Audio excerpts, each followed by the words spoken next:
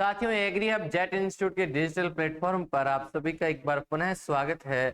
आपको पता है कि जैसे हमारी 2 क्लासें संधि व समास के ऑब्जेक्टिव टाइप क्वेश्चनों की हो चुकी है, जिसके अंदर हमने अलग अलग एंगल से जाना कि यहाँ संधि का अर्थ क्या है, समास किस रूप में है। वहां पर हमने उसके अर्थ को, भावार्थ को, सरलार्थ को भी जाना।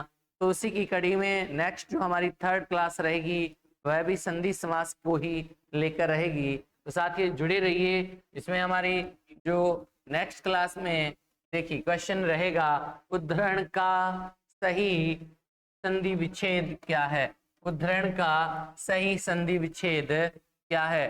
तो साथियों देखिए, उद्धरण शब्द है, उसमें सही संधि विच्छेद हमसे पूछा गया है कि यहाँ सही संधि विच्छेद क्या है। तो साथियों ध्यान दीजिए, संधि का विच्छेद करते समय हमें 2 चीजें भली भांति पता होनी चाहिए। एक तो वह शब्द जो है वह सार्थक होना चाहिए, यानी उस शब्द का अर्थ होना चाहिए। दूसरा, जब आप संधि विच्छेद करें तो दोनों पद, दोनों शब्द जो है वो सार्थक होने चाहिए, क्योंकि संधि जो है वर्णों के योग को संधि कहते हैं। जहां 2 अलग अलग शब्दों के वर्ण होते हैं, एक होते हैं, वह संधि होती है। तो आपको पता है हमारा पहला जो एग्जाम्पल है वह है उत धन धरण है। तो ध्यान दीजिए साथियों, उत उपसर्ग होता है, धरण शब्द का योग करेंगे तो यहाँ संधि का सही रूप नहीं बनेगा, अर्थात धरण शब्द का कोई अर्थ इस स्वरूप में नहीं है। फिर दूसरा है उत धन अण, तो ये भी साथियों आपको पता है कि सही योग नहीं बनेगा। और हमारा 3rd ऑप्शन है जो कि सही माना गया है। इसमें पहला उपसर्ग क्या है, उत है साथियों, और दूसरा क्या है, हरण है। अगर हम बात करें कि यह है संधि का योग किस प्रकार से हुआ, तो आपको पता है कि तय के बाद में यदि है दिया जाए तो तय का द बनता है, और है जो है उस द का चौथा यानी ध बनता है, तो शब्द बनता है उद्धरण। क्या बनता है, उद्धरण। और उद्धरण का अर्थ होता है चिन्हित, अंकित, यह अर्थ रहता है। इसके साथ के जो अलग एग्जाम्पल हैं, जैसे तद्धित शब्द आता है, जैसे उद्धार शब्द आता है, जैसे सिद्धस्त शब्द आता है, ये सभी इसी के एग्जाम्पल हैं साथियों। उसके बाद में हम बात करें तेजोमय का सही संधि विच्छेद है, यानी तेजोमय शब्द है, इसमें सही संधि विच्छेद क्या है। शब्द हमारे 2 जो हैं वह सार्थक रूप से होने चाहिए। तो आपको पता है यहाँ तेज है और दूसरा शब्द ओमय है। तेज का तो अर्थ होता है, लेकिन ओमय शब्द का कोई अर्थ नहीं होता, अतः यह हमारा ऑप्शन गलत है। उसी प्रकार यहाँ तेज है प्लस अमय दिया है, तो ये भी ऑप्शन में गलत है। और 3rd ऑप्शन हमारा सही होगा साथियों, क्योंकि तेज है प्लस मय, यानी तेज से युक्त। मय शब्द का अर्थ होता है युक्त, मय एक प्रत्यय है साथियों, तो हम कह सकते हैं तेज है प्लस मय से बनेगा। अब बना कैसे है, तो साथियों ध्यान दीजिए, यह विसर्ग संधि का उदाहरण है। कैसे, ध्यान दीजिए कि विसर्ग से पहले ए आना चाहिए और विसर्ग के बाद में घोष वर्ण हो। विसर्ग से पहले ए और विसर्ग के बाद में घोष वर्ण हो, तो विसर्ग और ए को मिला करके ओ बन जाता है साथियों। तो यहाँ ए और ओ को मिलाकर के क्या बन गया, तेजो शब्द बना, जिसके कारण इसका अर्थ हुआ तेजोमय। उसके बाद में हम बात करेंगे, नेक्स्ट हमारा जो आंसर है, क्वेश्चन रहेगा राकेश का सही संधि विच्छेद है। तो राकेश का संधि विच्छेद क्या है साथियों, तो ध्यान देंगे कि यहाँ पर 2 शब्द हैं और दोनों का अर्थ हमें पता होना बहुत जरूरी है। तो पहला हमारा राके और दूसरा से है, तो जो कि है सरासर गलत है।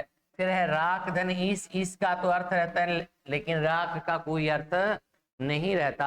उसके बाद हम बात करें राका धन ईस, तो ध्यान दीजिए राका का अर्थ होता है, लेकिन यहाँ ईस शब्द है, वो समझना है साथियों कि ई के बाद में, इस ई के बाद में किसी भी शब्द में श में, ये तीनों श में से कोई भी श आए तो ई जो है वह ह्रस्व नहीं रहता, दीर्घ रहता है। अतः हमारा चौथा ऑप्शन सही है, राका धन ईश। राकेश किसका पर्यायवाची है, चंद्रमा का है। तो आपको पता होगा राका जो है वह रात्रि को कहा जाता है, ईश यानी स्वामी, रात्रि का स्वामी कौन है? चंद्रमा। अतः चंद्रमा का पर्यायवाची राकेश है, जिसका विच्छेद राका प्लस ईस हो जाएगा। उसके बाद में हमारा नेक्स्ट क्वेश्चन है, निरोग में प्रयुक्त संधि का नाम क्या है? तो आपको पता है साथियों, निरोग में जो संधि रहती है वह विसर्ग संधि रहती है। विसर्ग संधि रहती है। शब्द जो विच्छेद होता है वह नी धन रोग के रूप में रहता है, जिसमें नी जो है वह हमारा यूं कह सकते हैं कि एक उपसर्ग भी है, जिसको हम निर के रूप में जानते हैं। साथियों ध्यान दीजिए, इसमें नियम के अकॉर्डिंग हम इसको जाने कि विसर्ग से पहले ई या उ हो और विसर्ग के बाद रे हो। तो ध्यान दीजिए, विसर्ग का तो हो जाएगा लोप, और ये ह्रस्व ई या उ है, ये किस में बदल जाएगा? दीर्घ में बदल जाएगा। तो देखिए, विसर्ग का बाद में रे आया है तो विसर्ग का लोप हो गया, और ई है वह दीर्घ में चला गया, यानी ई का जो दीर्घ रूप होता है वह इस रूप में रहता है। शब्द जोड़ देंगे तो शब्द क्या बनेगा? निरोग बनेगा। इसके और भी एग्जाम्पल जो है वह नीरस आ गया, जैसे नीरव आ गया, ये इसके अन्य एग्जाम्पल हैं। अतः निरोग शब्द में संधि कौन सी है? विसर्ग संधि है। उसके बाद हम बात करें, नेक्स्ट हमारा क्वेश्चन है, निर्जन में प्रयुक्त संधि का नाम। निर्जन, एक बात पक्का याद रखें साथियों, जहां पहला उपसर्ग निर या दुर के रूप में रहे तो वहां विसर्ग संधि रहती है। ये इसका सीधा सा लॉजिक है। तो निर्जन में कौन सी संधि आ जाएगी? विसर्ग संधि। विच्छेद करके जाने तो नी धन जन होता है। और अगर हम निर्जन में समास को जाने तो ध्यान दीजिए, इसमें समास जो रहता है वह अव्ययीभाव समास रहता है, यानी जन यानी मनुष्य का अभाव। अब इसका विच्छेद जो है, हमें संधि पूछा गया है, तो इसका नी धन जन हो जाएगा, यानी विसर्ग से पहले ई हो या उ हो, उसके बाद घोष वर्ण है, और तो विसर्ग का रे बनेगा, और वह रे कैसा बनेगा? आधा, क्योंकि आगे व्यंजन वर्ण होने के कारण वह रे आगे वाले वर्ण के ऊपर रहेगा, जिसको हम रेप वाला रे कह सकते हैं। नेक्स्ट हमारा जो प्रश्न है, वातानुकूल का सही संधि विच्छेद क्या है? तो वही बात साथियों, ये बात हमेशा याद रखनी है कि शब्द सार्थक होने चाहिए। तो देखिए, एक है वात और एक है अनुकूल। तो साथियों ध्यान दीजिए, यहाँ एक वात है और दूसरा क्या है? अनुकूल है। और यहाँ पर हम बात करें, दूसरा जो है वह अनुकूल है, और एक हमें दिया है वात धन अनुकूल। तो साथियों इसमें हमारा पहला ही ऑप्शन जो है वह सही होगा, क्योंकि इसमें जो है वात धन अनुकूल के रूप में शब्द है। वात किसका पर्यायवाची है? वायु का है। अनुकूल का मतलब होता है उसके अनुसार होना। तो वातानुकूल शब्द वात धन अनुकूल के अर्थ में बना है। आगे हम नेक्स्ट बात करें, नेक्स्ट क्वेश्चन ब्रह्मास्त्र है। तो ब्रह्मास्त्र का सही संधि विच्छेद क्या है? तो ध्यान दीजिए, यहाँ पर हमारे पास शुद्ध शब्द जो है वह क्या है? ब्रह्मा धन अस्त्र, यानी ब्रह्मा का अस्त्र। तो हमारा इसमें जो आंसर है वह कौन सा आ जाएगा साथियों? दूसरा जो ऑप्शन है वह हमारा राइट आंसर होगा, जिसका अर्थ है ब्रह्मा धन अस्त्र। और अगर हम बात करें इसका अर्थ क्या बनेगा, तो ब्रह्मा का अस्त्र इसका अर्थ बनेगा। उसके बाद में हम बात करें चतुर्भुज में कौन सा समास है। तो मैंने आपको लास्ट क्लासें थी उनमें बताया कि आनन हो, पानी हो, या मुख हो, या भुज यानी भुजा, ऐसे शब्द उत्तर पद में रहे तो वहां बहुब्रीहि समास रहता है। तो आपको पता है यहाँ भुज शब्द आया है। यहाँ कौन सा शब्द आया साथियों? भुज शब्द आया है। इसके कारण यहाँ पर जो समास होगा वह हमारा समास कौन सा है? बहुब्रीहि समास है, यानी चार भुजाओं वाला। चार भुजाओं वाला या चार भुजाएं हैं जिसकी, ध्यान दीजिए, चार भुजाएं हैं जिसकी, यानी कौन? तीसरा पद इसमें श्रेष्ठ रहता है, प्रधान रहता है। कौन आ जाएगा साथियों? विष्णु आ जाएगा। अब साथियों एक चीज ध्यान देनी है कि अगर भुज है तो हम ये ना सोचें कि वहां जो समास है वह हमारा बहुब्रीहि समास है। जैसे मान लीजिए त्रिभुज आ गया, तो वहां भुज का अर्थ आकृति विशेष से भी रहता है। भुज का अर्थ किससे रहता है? आकृति विशेष से रहता है। लेकिन यहाँ पर तीसरा पद अगर निकलता है तो हम उसमें बहुब्रीहि समास करेंगे। ये बात हमेशा याद रखनी है। हमें एक एंगल नहीं देखना कि भुज का मतलब केवल बहुब्रीहि समास में जाए। भुज के अलावा जैसे त्रिभुज आ गया तो वहां पर हम ध्यान देना है, त्रिभुज का मतलब 3 भुजाओं की आकृति, तो वहां भुज जो शब्द है वो आकृति विशेष के रूप में है, और ये बात ध्यान रखनी है। अब चतुर्भुज है तो भुज का अर्थ यहाँ पर जो है वह हाथ के रूप में है, भुजा के रूप में है, इसलिए इसमें बहुब्रीहि समास होगा, क्योंकि इसका तीसरा पद प्रधान है जो कि विष्णु है, और इसके ये दोनों पद जो हैं ये इसके विशेष्य हैं, सॉरी विशेषण हैं। आगे हम बात करें निम्न में द्वंद्व समास का शब्द है। द्वंद्व समास का शब्द कौन सा है? तो यहाँ पर हमारे पास जो क्वेश्चन है उसमें देखिए आज कल, यहाँ दोनों पदों की प्रधानता है, तो यहाँ पर दोनों की पदों की प्रधानता होने के कारण आज कल में जो समास रहेगा वह हमारा द्वंद्व समास रहेगा। तो इसका जो विग्रह होगा वह क्या होगा? आज या कल, आज या कल, क्योंकि दोनों शब्द जो हैं एक दूसरे के विरोधाभासी हैं, प्रधान जरूर हैं, विरोधाभासी हैं, इसलिए इसमें द्वंद्व समास का जो दूसरा जो भेद होता है जिसको वैकल्पिक द्वंद्व समास कहा जाता है वह इसमें रहेगा, विग्रह रहेगा आज या कल। रातों रात शब्द में साथियों हमारा अव्ययीभाव समास रहता है, जहां शब्दों की पुनरावृत्ति रहती है, विग्रह हो जाएगा रात ही रात में। दिन दिन का शब्द अनुवर्ती है, शब्द आवर्ती हो रही है, तो इसके कारण दिन दिन का विग्रह दिन ही दिन में या हर दिन के रूप में भी हो जाएगा। वीर पुरुष में एक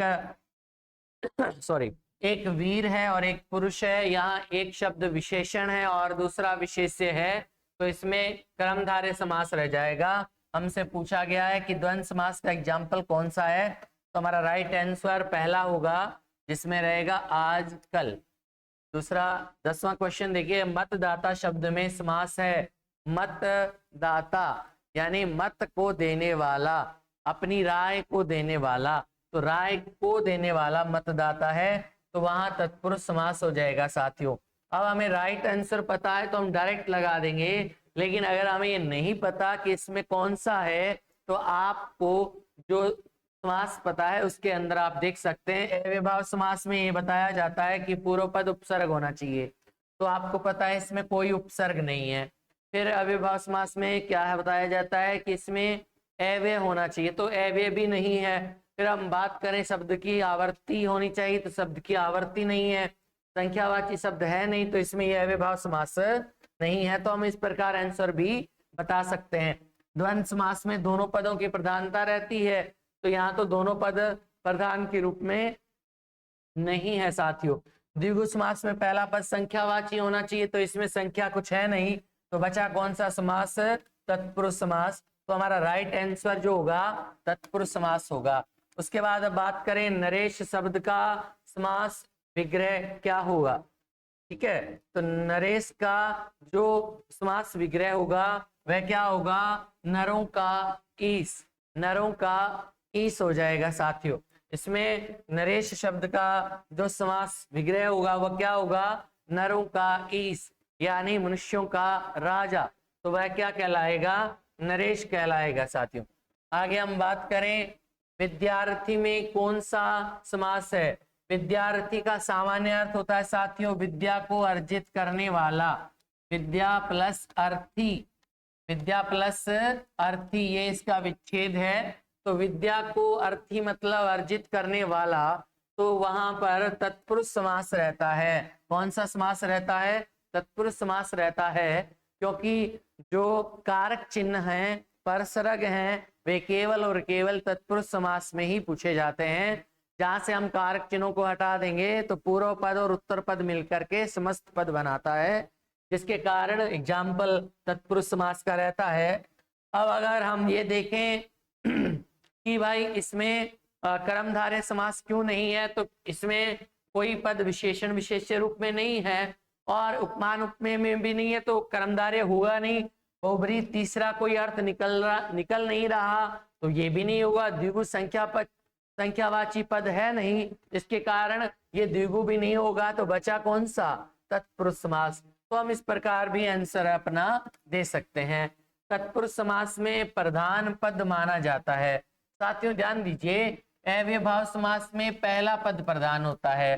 तत्पुरुष समास में ध्यान दीजिए हमारा दूसरा पद प्रधान होता है और द्वंद्व समास में उभय पद प्रधान होते हैं। द्वंद्व समास में क्या होते हैं? उभय पद प्रधान होते हैं और बहुब्रीहि समास में अन्य पद प्रधान होता है। तो सीधी सी बात, जिसमें दूसरा पद प्रधान है वह हमारा क्या है? तत्पुरुष समास है और दूसरे पद को उत्तर पद कहा जाता है। तो यहाँ पर उत्तर पद कौन सा है? सेकंड नंबर ऑप्शन है। तो हम कह सकते हैं इसमें कौन सा समास हो जाएगा? तत्पुरुष समास। पूर्व पद किसका प्रधान होता है? अव्ययभाव समास का होता है। उभय पद किसका होता है? द्वंद्व समास का। और अन्य पद किसका होता है? बहुब्रीहि समास का। अतः बचा कौन सा? उत्तर पद प्रधान यानी तत्पुरुष समास। देखिए साथियों, इसको ऐसा भी पूछा जा सकता है एग्जाम में कि भाई उत्तर पद प्रधान है तो वहां पूर्व पद क्या रहता है? तो पूर्व पद गौण होता है।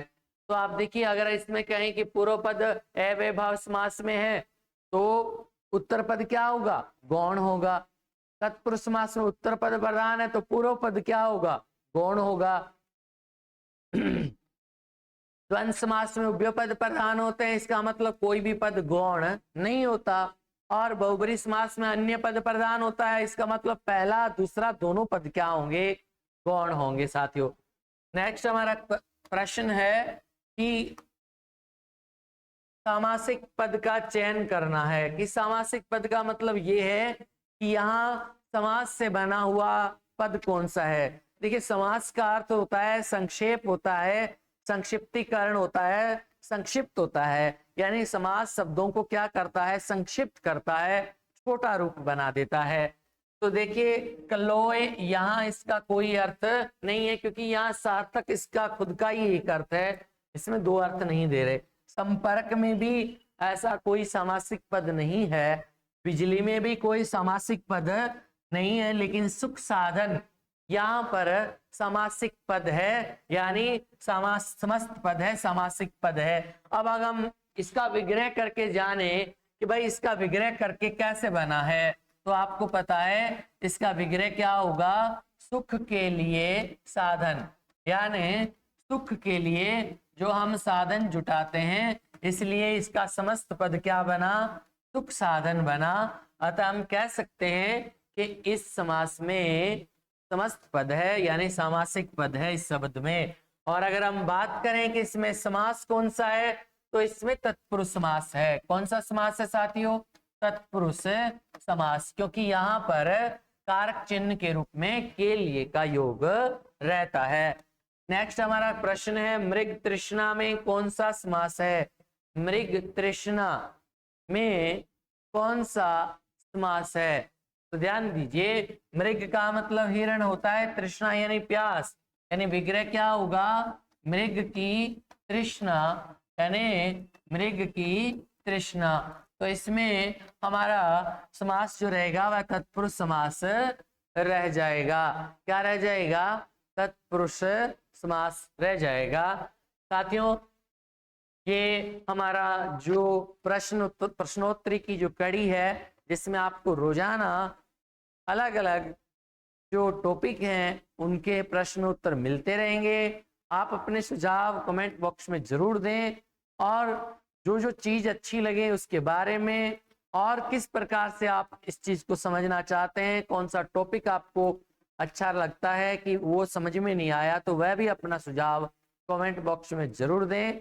और जुड़े रहिए एग्री हब जेट इंस्टीट्यूट से, और जिसने भी सब्सक्राइब नहीं किया है तो चैनल को अवश्य सब्सक्राइब करें। धन्यवाद। जय एग्री हब।